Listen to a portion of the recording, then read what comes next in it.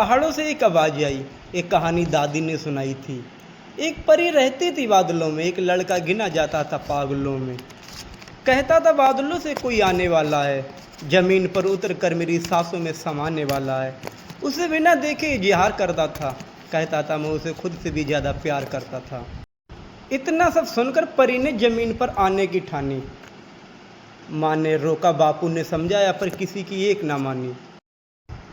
रात का वक्त था, चारों तरफ अंधेरा था, रोशनी के नाम पर बस चंद बसेरा था।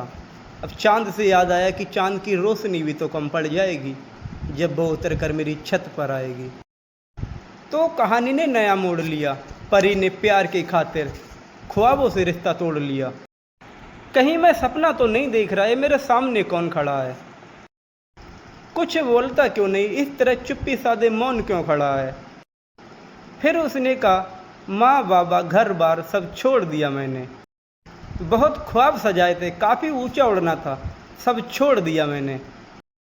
आज से मेरी किस्मत के ताले की चाबी तुम, मेरे दिल के धड़कन की बेताबी तुम।